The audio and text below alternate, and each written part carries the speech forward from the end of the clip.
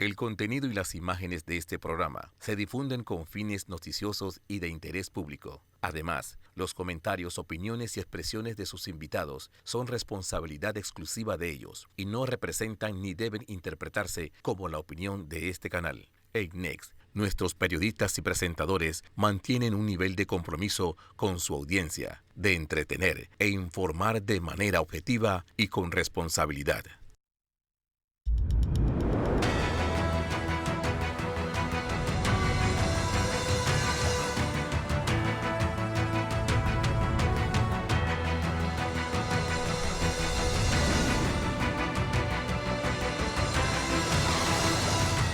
Muy buenos días, Panamá. Hoy es domingo 3 de marzo. Usted nos ve por Next Canal 21, nos escucha por KW Continente. Bueno, tema político porque estamos exactamente a 62 días de las elecciones presidenciales.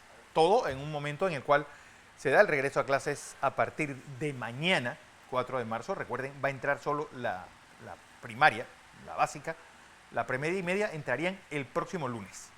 Todo pues con el plano internacional también revuelto y todo lo que está pasando en las miras de las elecciones en los Estados Unidos, ya campaña electoral firme en México y pues los problemas tanto en el Medio Oriente como en Ucrania pues, sin solución a la vista.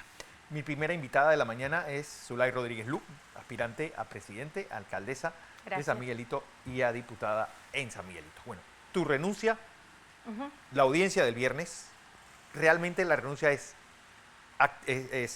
algo que se da inmediata o necesita un proceso como están diciendo las personas allegadas al gobierno? Es que no necesita un proceso. Si ellos están demorando para que haya un procedimiento inventado, lo único que quieren es que eso quede en la jurisdicción de la Corte para que igualmente la Corte puedan hacer conmigo lo que les da la gana. Mira, Fernando, yo renuncié. Y eso fue en el mismo día del debate, porque nosotros tuvimos información que me pasó ya confirmada el profesor Miguel Antonio Bernal, señalando de que la Corte no solamente no me quería imputar, quería acusarme, quería impedirme que yo presentara pruebas. Y aparte de eso, iban a pedir una audiencia ante el Pleno de la Corte Suprema de Justicia para mandarme arrestar, detener. Claro, no me iban a mandar a una prisión, sino con arresto domiciliario para que yo no pudiera salir y poder pedir mis votos. Cuando incluso lo hicieron por Zoom, porque señalaban que de esta forma solamente iba a ser privado entre las partes y las personas no se darían cuenta de lo que estaban pasando. Ante esto, notificación, imagínate yo llegando a un debate, nerviosa, con la cabeza grande, que me iban a detener, me iban a arrestar, violándome todas mis garantías, ni siquiera me iban a dar el periodo para yo presentar pruebas. Y yo dije, definitivamente, lo único que me queda es mi renuncia, la cual es automática, es personal. Y aquí ninguna institución puede decir qué puedo o qué yo no puedo hacer, si avalar o no avalar.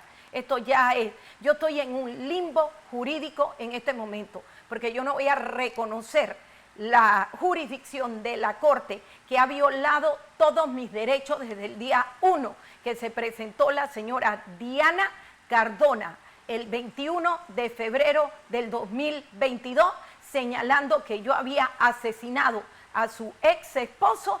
Y después entonces, que fue a la Procuraduría. Y que fue a la Procuraduría, que estaban todos los medios. Y que si yo no hubiera tenido la información, porque ya lo sabíamos, de que el Consejo de Seguridad había mandado un informe a la Procuraduría y que la Procuraduría lo estaba mandando a la Corte, señalando, avalando que yo era la jefa de una organización criminal que había mandado a matar a Penagos. Me hubieran detenido, claro, si los diputados del Morena no hubieran conseguido el certificado de función, señalando que el señor Penagos había muerto por COVID. Pero mira a todo esto, gracias a Dios que yo pude conseguir el certificado de defunción. ¿Qué hicieron? ¿Qué hizo el procurador? Judicializa la noticia en 49 segundos. Le toma declaración al hijo de Penagos y después lo manda a la Corte. La Corte el 7 de abril del 2022 cierra el expediente. Sin embargo, como yo en julio del 2022 me postulo por la libre postulación, se lo mandan al procurador para investigarme, el cual no tenía competencia para investigarme, no podía emitir criterio, buscó fallos jurisdiccionales que yo había ganado en los tribunales y después que se lo manda, como en octubre del 2022, la Corte en diciembre admite la denuncia y me lo manda directamente a la feria de Azuero, rodeados de SPI para notificarme la admisión de la denuncia. Mira todo esto político, pero tú sabes qué es lo que más me sorprende. Y nos quejamos de la lentitud de la justicia. Oye, si aquí todos los diputados que han sido denunciados en la Corte, ninguno ha sido judicializado como mi persona, ninguno, bueno... Porque la gente quiere poner de ejemplo el caso de Arquesio Arias, que creo que es decir, como procedimiento. Pero ¿qué pasa si en el medio del proceso tú renuncias? Es decir, ¿cómo es ese pase de este expediente a la justicia ordinaria? Debería ser automático. Yo ya notifiqué al presidente, a la comisión de credenciales, ya, y el artículo 50, si no me equivoco, del reglamento interno, solamente dice que ellos tienen que conocer, y ya yo los puse en conocimiento. Ya, ¿Por qué eso es Pineda todo. está diciendo que que está pidiéndole una la opinión al procurador de la administración? ¿Por qué tú crees, Fernando? Todo esto es político. El procurador de la administración no tiene injerencia en la comisión de credenciales, no tiene jurisdicción, no tiene competencia, pero bueno, le pidieron, esperemos que lo haga rápido. Entonces yo siento que esto es para dilatar. Y la Corte incluso reconoció que una vez que yo hubiera renunciado, ya ellos no tenían injerencia, pero de todos modos ellos quieren hacer la audiencia el día 7 de marzo. ¿Y la van a hacer? Eso le tocará a mis abogados. Ya mis abogados establecerán qué es lo que ellos van a hacer. Pero yo, Zulay Rodríguez, no reconozco a la Corte Suprema de Justicia. No la reconozco. O sea, porque realmente aquí están pasando cosas en la justicia que son Fernando, increíbles, para decirlo menos. imagínate, a mí me preocupa lo que dijo Fernando del Rincón, que no solamente señala que hay una judicialización de los procesos, como está pasando en Guatemala, en América Latina y ahora en Panamá, sino que a mí me preocupó cuando él dijo que estas barras de oro que yo pleiteé del año 2011 hasta el 2018, ganando en los tribunales de justicia, una controversia civil, que no solamente gané, que pagué los impuestos correspondientes y que al señor Penagos se le pagó y se le dio su parte, y eso vendrán los abogados pertinentes a declarar eso, que se le dio su parte y que ahora ellos quieren supuestamente llegar a un arreglo. Por favor. Porque es algo que no entiendo, porque realmente, si eso fue como tú dices, ¿de dónde nace el caso? El caso nace a raíz del homicidio que la señora Diana Cardona el 21 de febrero del 2022 señaló que yo había asesinado a su esposo. Que murió de COVID. Que murió de COVID, por cierto, murió de COVID. Y que el Consejo de Seguridad tenía todo preparado con un informe para decir que yo era la jefa de una organización criminal que había mandado a matar a Penagos. Y que si no hubiera sido por ese certificado de función, hoy yo estaría detenida. Y todo para que yo no participara por la libre postulación. Entonces, porque ya la misma Corte me cerró el caso el 7 de abril del 2022. Y tú sabes qué es lo que más coraje me da, que ahora me entero por Fernando del Rincón en CNN que le habían mandado información donde supuestamente, no supuestamente, que esas barras de oro ganado en los tribunales de justicia por más de 8 años en litigio eran producto del narcotráfico. Eran producto del narcotráfico según ellos, y eso no es producto del narcotráfico. No. Porque incluso en el juzgado cuarto del circuito penal, y yo le enseñé la resolución a Fernando del Rincón, le señalé que el juzgado cuarto del circuito penal no solamente había sobreseído a Sepúlveda y al señor Penagos, sino que también ellos habían señalado que ellos no eran competentes, que los bienes eran lícitos y que eso le correspondía a la jurisdicción de aduana porque era un delito de contrabando. Y yo actué, fue en la jurisdicción de aduana y en los tribunales civiles donde por 8 años gané todos los casos.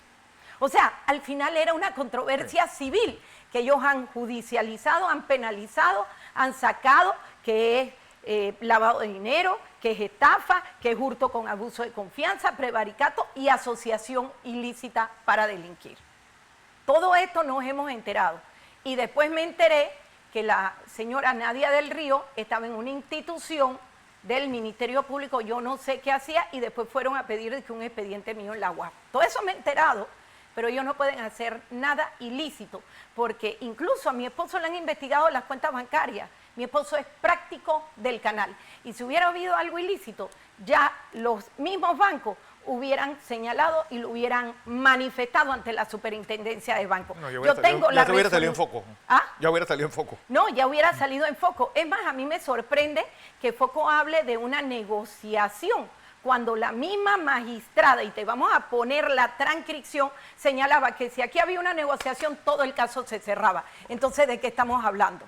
La magistrada lo dijo, eso está en la transcripción de la magistrada. Dice, bueno, si arreglan y aquí hay una conciliación, aquí se cierra todo. Entonces, ¿de qué caso penal estamos hablando? Ahí te das cuenta de todo lo que me inventó el gobierno, del asesinato, del robo, de lo que ellos señalan de narcotráfico. O sea, fueron con esa noticia donde Fernando del Rincón, y Fernando del Rincón lo dijo públicamente, aquí nos llegó la información que eso era producto del narcotráfico. ¿Quién les dio esa información? Falsa. Falsa completamente, porque todo yo me lo gané en los tribunales de justicia. Entonces, ahora quiere decir que van a inventar con esto de que yo era jefa también de una organización criminal y que todo esto fue producto del narcotráfico. Porque si ellos le mandaron esta noticia a Fernando del Rincón, quiere decir que así como hicieron con el asesinato, ahora vienen a inventarme esto. Bueno, y esto es el gobierno, Fernando. ¿Todo por qué? Porque me fui por la libre postulación. Y quiero decirle a todo el público que me está mirando y escuchando, el 7 de abril del 2022, María Cristina Chen me cerró el caso, lo mando al procurador, el procurador me investiga, no siendo competente, y después le dice que la prueba idónea fue la opinión del procurador que me tenían que investigar. Entonces, todo ha sido compaginado, arreglado, a través de Gaby Carrizo, Nito Cortizo, Vinicio Robinson, donde ellos saben que por haberme tirado por la libre postulación ha habido todo este pase de factura. Incluso fui a la Defensoría del Pueblo, ¿y qué me dijo el defensor? Usted no tiene juez natural, usted no tiene defensa, usted ya es una ciudadana, lo estoy recibiendo porque usted es una ciudadana común y corriente, porque ya usted renunció. Entonces yo le digo, yo sé que usted no me puede defender, pero yo quiero una opinión. Ahí están las grabaciones de todo lo que yo le dije, que ya me están pasando, porque como ciudadana tengo el derecho, y me dije, usted tiene ya que ir urgente ante la Comisión Interamericana de Derechos Humanos y señalar lo que está pasando. Lleve lo de Fernando de Rincón, porque ahora le vienen con narcotráfico. Imagínate, ya no solamente asesinato, sino que ahora quieren meterme narcotráfico. Increíble. Todo para inhabilitarme. ¿El Tribunal Electoral qué dice? Mira, el Tribunal Electoral, tuviste que a Rómulo y a Blandón no les levantaron el fuero electoral porque decían que por el bien de la democracia, porque estaban cercanos a las elecciones, por el caso de Odebrecht. Rómulo, ¿qué tú hiciste para que el Tribunal Electoral no te lo levantara? Y Blandón, ¿qué tú hiciste? Una tarjeta. ¿Ah? Pagándole una tarjeta de crédito. Bueno, será pagando una tarjeta. Que fue lo que dijo el expediente. Que ahí está donde Javier Espinosa. Juan Carlos Espinosa. Juan Carlos Espinosa señaló que ahí había una tarjeta de crédito que se le habían pagado gastos por Odebrecht. Está en las investigaciones. Y la Procuraduría y el Ministerio Público no lo han investigado porque dice que está el fuero. Y ellos le han mantenido el fuero porque decían que estaban cercanos. Y a mí me levantan el fuero solamente por unas denuncias de a dedo. Y por el asesinato supuestamente de Penagos. Y ahora dice la magistrada que si llegamos a una conciliación, esto se cierra. La verdad, yo no entendí. Yo no entendí, Fernando. Yo no entendí. Quiere decir entonces que el asesinato, la asociación, que yo era líder, el narcotráfico, que ya lo dijo Fernando, que el gobierno le mandó esa noticia. Entonces, ¿qué más me van a inventar? ¿Qué más ustedes quieren para inhabilitarme? ¿Qué más ustedes quieren hacer? Bueno, y todo eso, esto está toda esa presión exactamente, metida en medio de una campaña política No. que, bueno, el debate ocurrió lo que tenía que pasar. No, y pasó, cierto, se me quebró la voz y quedé como Betty la Fea hablando, pero tú te imaginas 2 horas antes que te señalen ya la hoja de ruta de lo que iba a hacer la Corte, no solamente no imputarme, acusarme, para que no tuviera prueba, para detenerme, para pedir esta audiencia, para que el Pleno me mandara a detener, solamente haciéndolo con 2 magistradas, María Cristina Chen y Ariadne García, que también manejaron el caso Ariadne García de Ricardo Martinelli, y donde Ariadne García legaliza un USB donde no hay, donde me grabaron ilegalmente, que en verdad no digo absolutamente nada, no digo nada, pero que tú estás legalizando en la Corte. ¿Esto qué es? Ya tú te diste cuenta que ellos tenían todo planeado para sacarme, quitarme, inhabilitarme y no dejarme correr. Y toda esta información Miguel Antonio Bernal me dio, dígale, porque esto ya está confirmado.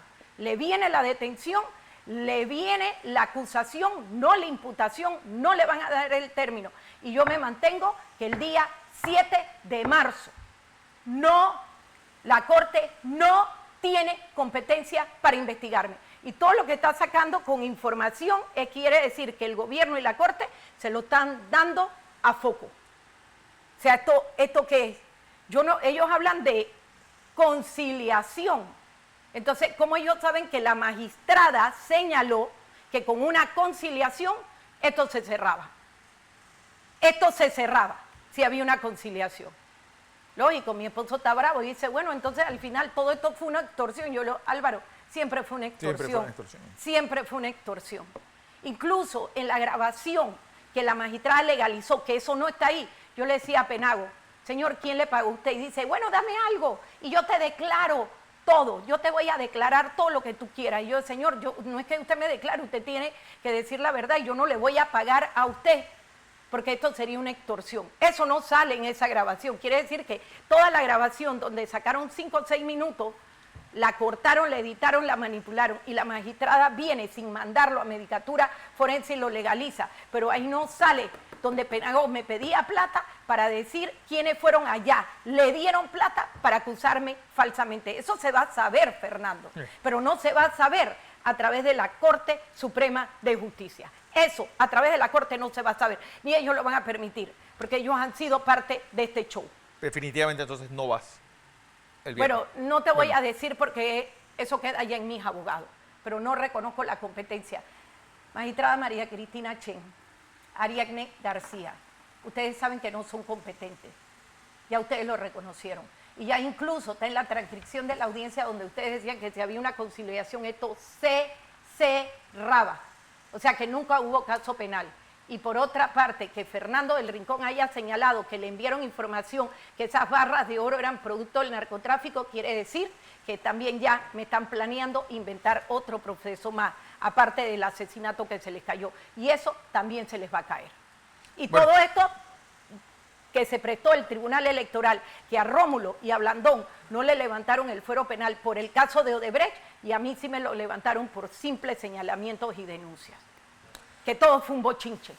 Todo fue un bochinche inventado y donde estos denunciantes tengan que venir, porque yo sí quiero que vengan para que digan quién les pagó, cómo lo hicieron, porque esos Penagos me decía que le diera porque a él le habían pagado.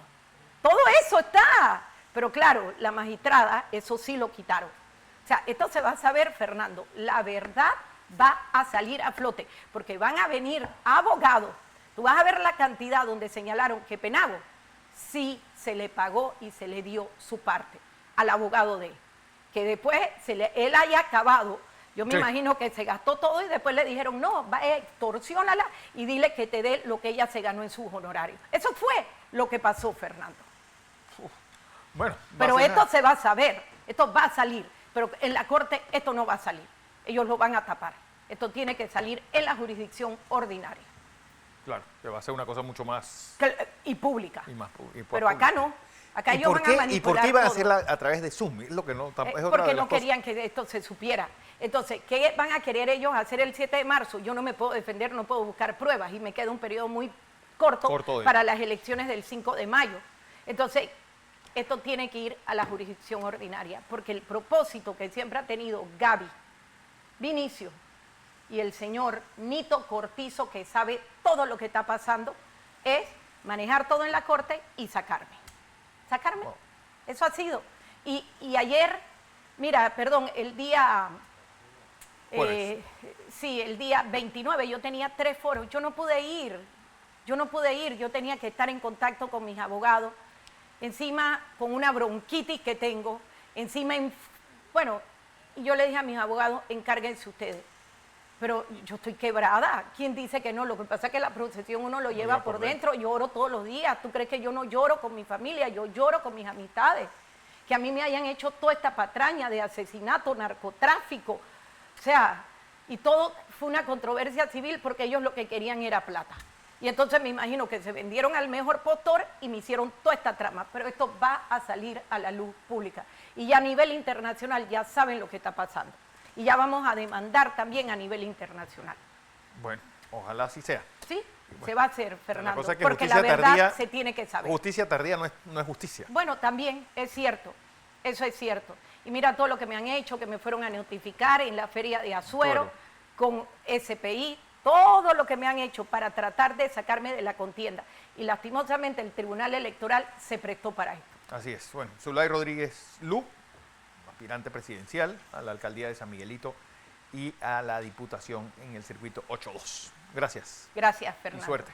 Muchas gracias. Bueno, ¿qué pasará la semana? Vamos a información comercial. Cuando regresemos, estará con nosotros el licenciado Carlos Carrillo, hablando del caso del expresidente Ricardo Martinelli.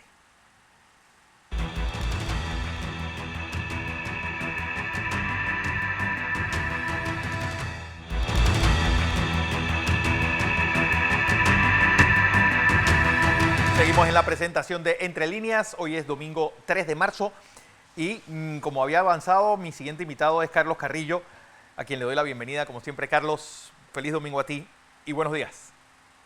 Buenos días, Fernando. Gracias por esta nueva oportunidad que nos das. Bueno, Carlos, lo primero es, ¿qué significa esto ocurrido en la Corte de retirar el edicto de rechazo de aclaración en el caso de New Business?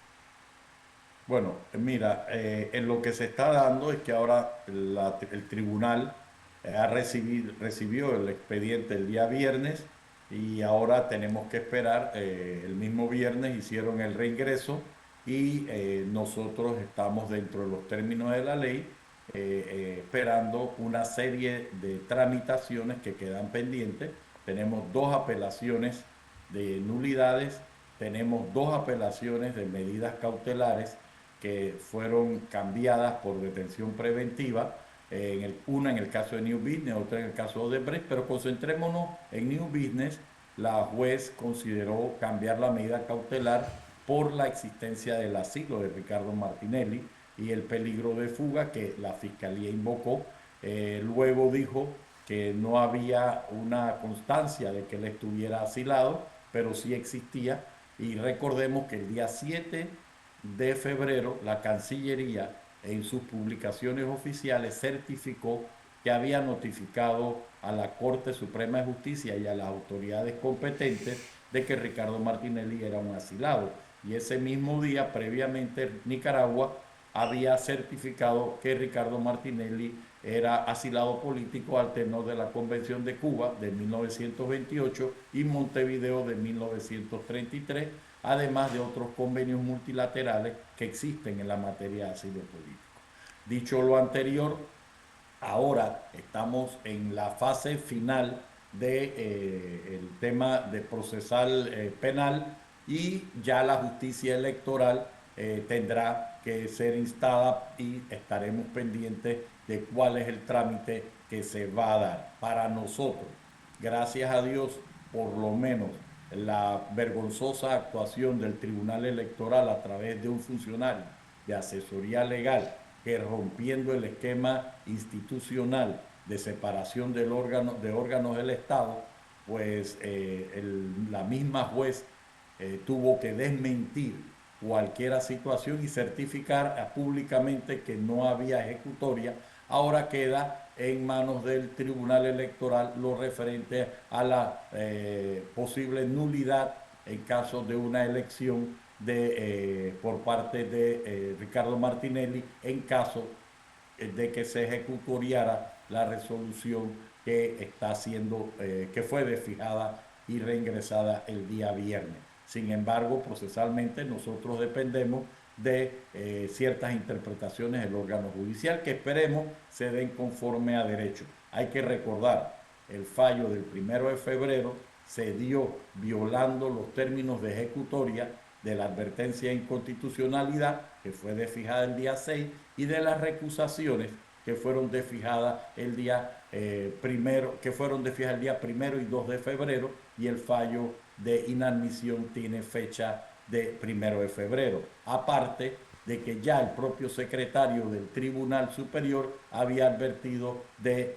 situaciones ilegales e ilícitas en cuanto al USB que se nos había dado, donde faltaban documentaciones. Más aún, ha quedado públicamente expuesto que por lo menos 2 funcionarios, uno del Pleno de la Corte Suprema de Justicia, el licenciado Carlos, y otra persona de la Secretaría de la Sala Segunda, se negaron a recibir aclaraciones por parte o dar informes por parte de a la defensa de Ricardo Martinelli.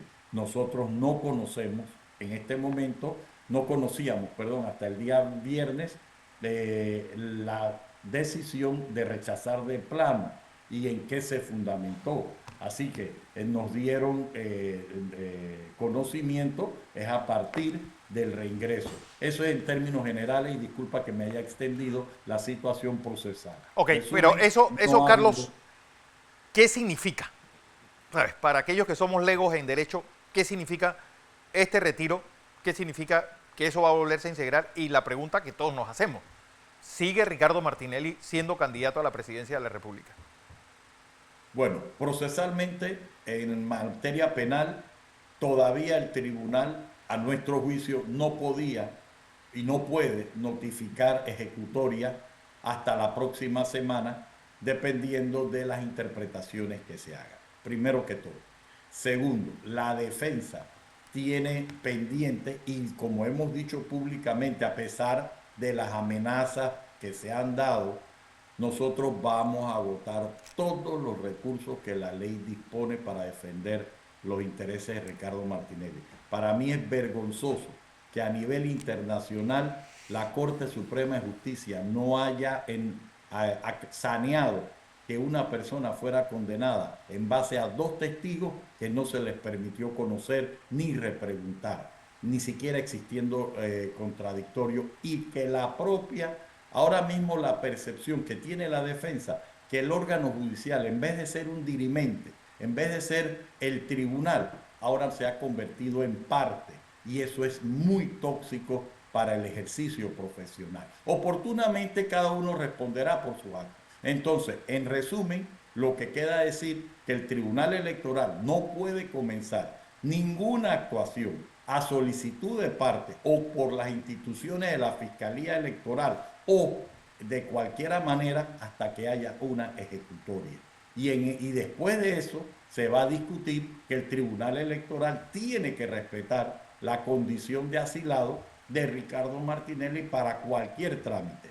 Si, como se ha dicho, ya el Tribunal Electoral en 2 casos que se negó el levantamiento del fuero, en el caso del señor Rux y en el caso del señor Blandón, consideró interpretar el derecho de elegir y ser electo o elegido por una persona está por encima de cualquier acusación o persecución coyuntural en el periodo electoral, y eso ha sido ratificado por lo menos por los organismos internacionales, en el caso de Guatemala y en el caso de Venezuela recientemente. Nosotros consideramos que el Tribunal Electoral ahora tendrá que tutelar el derecho de elegir y ser elegido de Ricardo Martinelli. Si quieren entrar en una discusión de inhabilitación y nulidad de alguna proclamación luego de los resultados electorales es otro tema, pero tratar de hacerlo dentro de las fases que nos encontramos en el calendario electoral es impropio.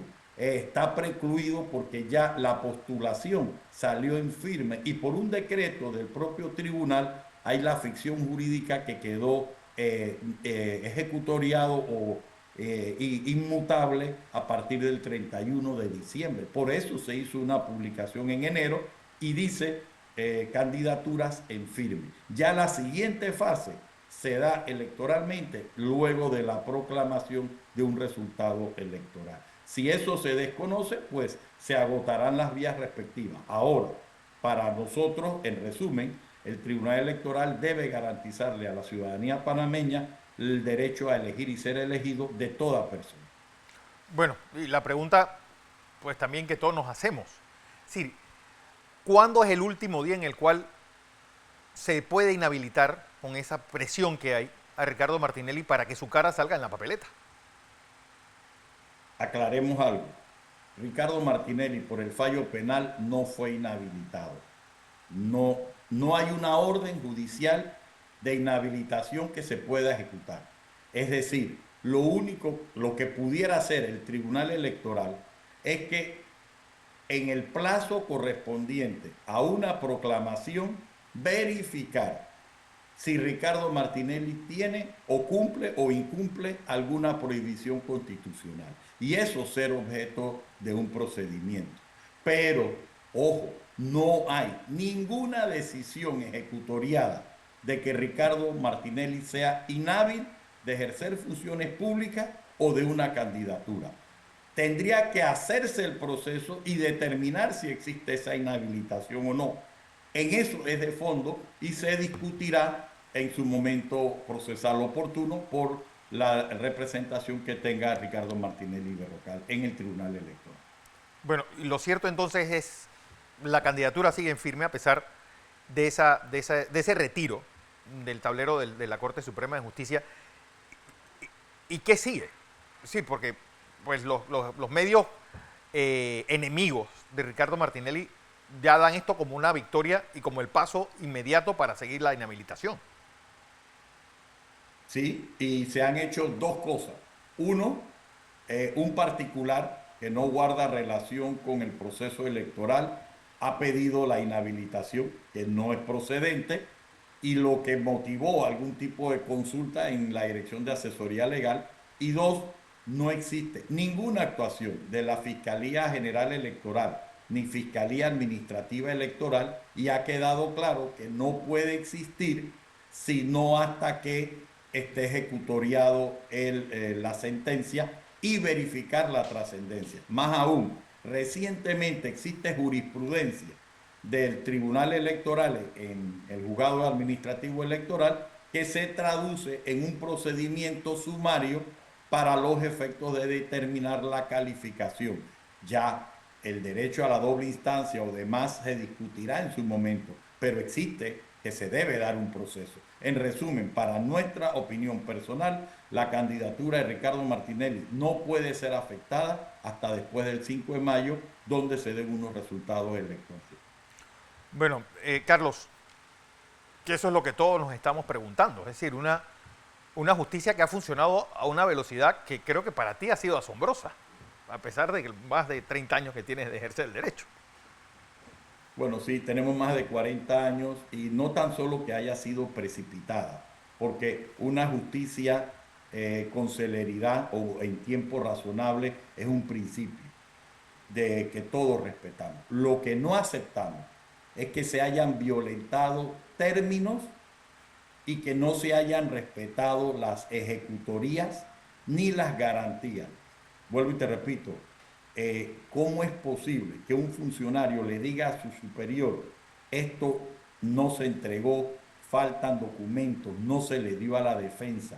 ¿Cómo es posible que una sentencia de primera instancia diga, no me importa que ustedes no interrogaron a dos testigos, y que el Tribunal Superior convalide el derecho al contradictorio? ¿Para qué se están gastando esos millones de dólares en capacitación de derechos humanos si no se aplican por cuestiones coyunturales? Si a Ricardo Martinelli no se le reconoce el derecho de que su defensa repreguntara a los testigos que sirvieron para su condena ilegal, entonces, ¿qué se espera del respeto de ese derecho para cualquier particular? Bueno, lo que sí, Carlos, y esto obviamente es lo que es decir, pueden ser, es decir, hasta que no se agote el trámite penal, no puede empezar el trámite electoral. Eso es un principio básico que esperemos, hasta el viernes pasado se estaba respetando. Vamos a ver en el transcurso de la semana. Y después de eso, ver en qué sentido va a darse el trámite en el Tribunal Electoral. Porque ¿cómo sería el trámite en el Tribunal Electoral? Y obviamente, Bueno, es decir, ¿cómo el Tribunal Electoral puede meterse en ese pantano en medio de un proceso? primero que todo, que quede claro que no hay una orden de un tribunal competente de inhabilitar a Ricardo Martinelli. Tiene que ser con esto que el Tribunal Electoral, en este caso a través de los juzgados administrativos electorales, en base al artículo 465 ordinal 14 del Código Electoral, inicien un proceso de nulidad de la proclamación en el caso de un resultado el 5 de mayo. Pero para transparencia del sistema electoral no existe posibilidad alguna de ejecutar una inhabilitación que no ha sido ordenada por un tribunal competente previamente. Así que el Tribunal Electoral tendría que entrar a determinar la inhabilitación o no de Ricardo Martinelli. ¿Por qué? Porque no pueden ejecutar una orden que no existe. Lo que todos estamos discutiendo es que si se cumple o no una prohibición del artículo 180 de la Constitución Nacional y si Ricardo Martinelli puede ser elegido o no, pero ya eso no puede afectar el proceso electoral del 5 de mayo. Eso no puede alterar, no debería ser, pero el gran problema es que no tenemos garantías en un país como este. Es decir, si la Corte es parte de la alegre tuna y pareciera estar pues funcionando para una de las partes, el gran problema es qué tribunal quedaría para enmendar todo este enredo a tiempo. Porque ¿de qué vale que el expresidente le den la razón en un tribunal internacional dentro de 3 o 4 años? Primero es el trastocamiento a las instituciones democráticas panameñas. Segundo, que imagínate que ahora, con lo que se está dando, ya no tan solo con Ricardo Martinelli, sino con la licenciada Rodríguez Luz, en el caso es 2 personas que en las encuestas van por encima del candidato de gobierno, están siendo descalificados en un tiempo que la ley no prevé. Es decir, si fueran personas que no tuvieran una significación política, claro, entonces uno pudiera evitar estas situaciones. No obstante, el tribunal, en este caso el órgano judicial, peor aún, en la sala segunda, ha quedado con el estigma de que quieren incidir sobre un proceso electoral y ya le tocará al Tribunal Electoral si entra en esa tuna como tú has descrito o hace un alto y cumple las funciones de que en Panamá impere el derecho de elegir y ser elegido. Si ya después del 5 de mayo, por previsiones constitucionales, quiere discutirse otra cosa, pues se verá en el foro jurídico. Sin embargo, si lo hacen antes del 5 de mayo, estarían violando los postulados, incluso las previsiones del propio Código Electoral. ¿Y cuál es tu opinión? Ya no como... Mi opinión por sanidad del sistema electoral, porque ya lo judicial se reparará a nivel internacional o en acciones extraordinarias algún día. En lo electoral tienen que ser preventivos, tienen que fortalecer los criterios para una elección transparente. ¿Y cuál es la base de una elección transparente?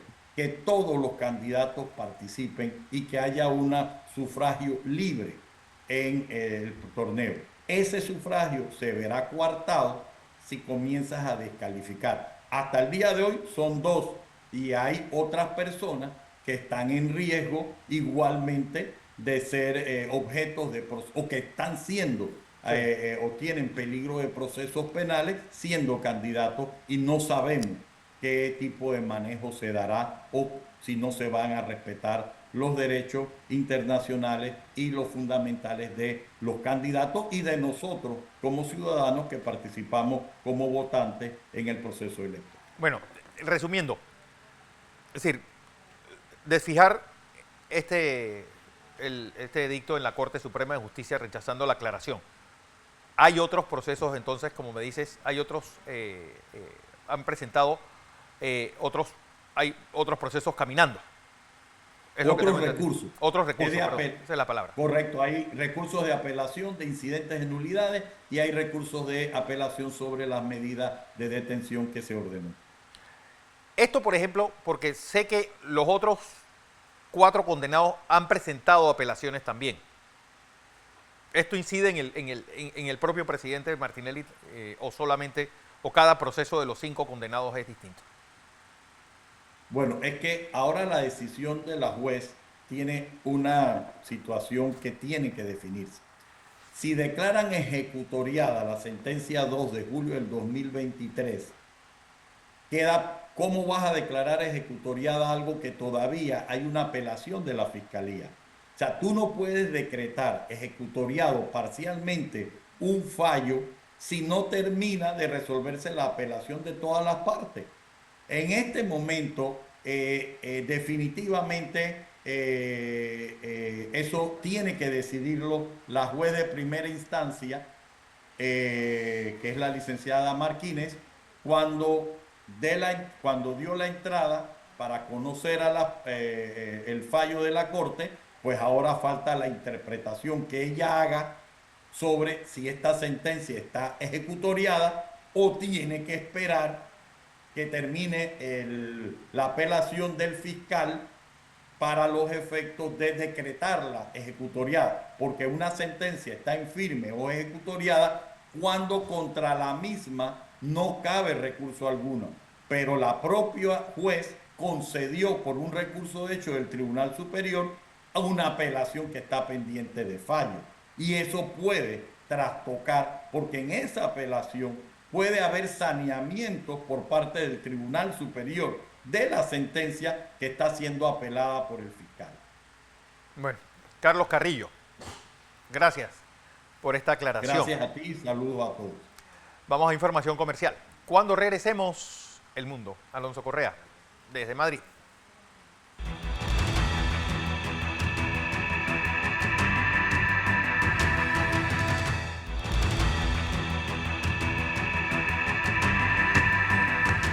Esto es Entre Líneas, hoy es domingo 3 de marzo y El Mundo revuelto. Alonso Correa, bienvenido, buenas tardes a ti, buenos días. Buenos días a todos y feliz domingo. Bueno, revuelto es poco, si nos enteramos de un poco de lo que está ocurriendo en los Estados Unidos con este intento de sacar a Donald Trump de las primarias en diferentes estados, como Illinois, y de la victoria de Biden en Michigan. Entonces, tenemos unas elecciones en un país que debería ser centro geopolítico del continente, está completamente convulsionado. Tenemos elecciones en Portugal la próxima semana, después de este caso de corrupción del primer ministro, y pues tenemos un nuevo incendio en la guerra de Ucrania, se podría decir, luego de las declaraciones de Macron de enviar tropas de la OTAN a tratar de resolver este conflicto por parte de Ucrania y de Rusia. Y la respuesta de Putin de consecuencias muy graves y de uso la amenaza de un conflicto nuclear si se le ocurre a la OTAN llevar tropas.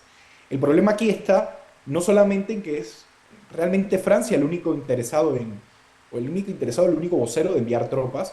No hay otro país de la OTAN que esté tan activo en el envío de material, no solo de material bélico, sino de soldados, sino que la respuesta de Rusia se tiene que coger un poco con pinzas, porque ha perdido gran parte de la credibilidad luego las diferentes amenazas que ha hecho acerca de la unión de Finlandia a la OTAN, de la unión de Suecia, del envío de material, del envío de aviones, Entonces, Rusia ha perdido parte de su credibilidad, ha perdido parte del poder de palanca que tenía geopolíticamente hablando, después de no cumplir ni una sola de las palabras, de las amenazas que lleva soltando desde el inicio de esta operación militar, como ellos mismos la han catalogado.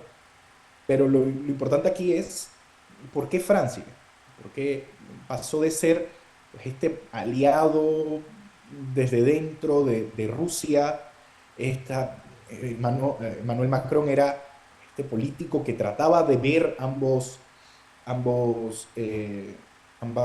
partes, trataba de ser este puente diplomático, trataba de resolver este problema pues, de la manera más diplomática, valga la redundancia, posible.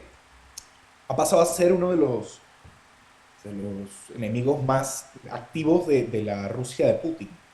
En parte es porque a Macron se le está yendo de las manos el problema De los- político, el problema de la inmigración, como del malestar social y civil que está viviendo ahora mismo con las huelgas de los agricultores. Y parte de eso viene pues, para demostrar un poco de fuerza ante sus aliados. Entonces, está Estados Unidos poco más atento a su problema con los hutíes en el Mar Rojo, al problema de Israel y a los intentos de Israel de una invasión, o los intentos o las ideas de una invasión terrestre al Líbano si las comunicaciones diplomáticas no llegan a nada, Hezbollah no abandona esta frontera norte de Israel. Y Francia se está quedando solo en el intento de salvar lo que se pueda de esta guerra que lleva ya más de 2 años. A esto hay que sumarle el malestar general que hay en Europa con las nuevas políticas de Bruselas de conservación natural. Y yo creo que hay que traer de vuelta también, hablando de la guerra de Ucrania, la encuesta de la que hablé la semana pasada, apenas un 10% del ciudadano europeo promedio cree que Kiev vaya a ganar la guerra. Entonces, tenemos un panorama bastante desolador y más con un Estados Unidos, como ya he dicho, convulso, que ya ha dicho que si no se detiene la invasión de Rusia a Ucrania de manera sólida y permanente en Ucrania, Rusia no va a parar y va a seguir invadiendo. Un poco pues, esta demagogia típica de si no se detiene este enemigo de una vez por todas, va a seguir creciendo. Entonces, hay que estar bastante pendiente a qué es lo que va a suceder ahora en adelante con la guerra, una vez que empiece la primavera, de nuevo, que es cuando se reanudan las maniobras militares, y qué es lo que va a suceder con Macron, con la OTAN y con Estados Unidos en las próximas elecciones estadounidenses, que las tenemos a la vuelta de la esquina, tanto las estadounidenses como las de Portugal. Y hay que estar también muy pendiente del caso Coldo, que En ya han España, dicho claro. el director, aquí en España, exacto, que ha dicho el director de un periódico independiente y digital que se llama The Objective, que si se hace un buen trabajo, si los periodistas, los funcionarios y los jueces hacen un buen trabajo, el caso Coldo puede desvelar un montón de situaciones y de situaciones de corrupción que les helarán la sangre. Podría desmoronarse este castillo de cartas que tiene el Partido Socialista Obrero Español montado y todos los casos de corrupción que a día de hoy no se conocen, si es que existen o si es que las pruebas todavía existen, pues podría llevar a cabo una limpieza casi de todo lo que el PSOE ha hecho a lo largo de estos 4 casi años de gobierno. Alonso, porque Entonces, otro de los aquí, temas, bueno, candentes aquí al lado, en Colombia, sí, es la llegada de Salvatore Mancuso. Y obviamente el gobierno Petro utilizará esto para enredar la clase política es completa. que no, el problema que tiene Colombia actualmente es justamente este juicio al hijo de Petro, al Nicolás Petro. Y como ya lo dije el domingo pasado, ese juicio realmente es lo más importante que puede ocurrir en la política actual colombiana, porque va a ser o deshacer lo que sea el gobierno de Petro. Entonces, hay que estar también bien pendiente de si se logra conseguir un fiscal lo antes posible, que sería bastante raro, pero si se consigue y si se lleva a cabo y se empiezan a desvelar ciertos aspectos de este juicio, va a ser algo que dinamitaría las columnas y los cimientos políticos de toda Colombia, que podrían llevar no solamente a la repetición electoral, a una posible repetición electoral, que es de lo menos posible que ocurra, pero que no es una opción que debería descartarse, pero es de algo que hay que estar bastante pendiente. Exacto. Bueno, por lo demás, lo de Estados Unidos y sobre todo ese encuentro que hubo el jueves en la tarde entre Biden y y el presidente Trump, el expresidente Trump, es decir, donde Trump dijo de ese encuentro hay que rescatar, hablando un poco de Estados Unidos y de este desencuentro que tuvieron, hay que rescatar una petición que le hizo el presidente Biden al expresidente Trump de trabajar en conjunto por una ley migratoria. Esto lo que nos da, lo que desvela, es el desorden que tienen en la frontera sur, que ni siquiera los demócratas saben realmente qué hacer con tal cantidad de personas que llegan. Y no solo eso, sino es parte por un intento de una unión de puente en esta grieta que se creó entre los demócratas y los republicanos para tratar de salvar los muebles y tratar de rescatar un poco del despropicio que tienen en la frontera sur, donde ya lo dijo Elon Musk hace un par de días, que es inaudito el poder llegar a una frontera, tirar tus documentos y conseguir asilo. Esto es la miel para cualquier criminal de mala monta que quiere tener una nueva vida o simplemente ganar en dólares.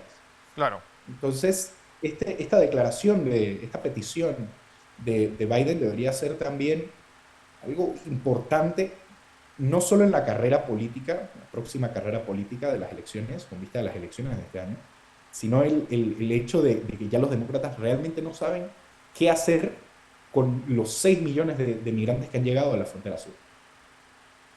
Bueno, Alonso Correa, desde España, gracias y feliz tarde a ti. Feliz tarde.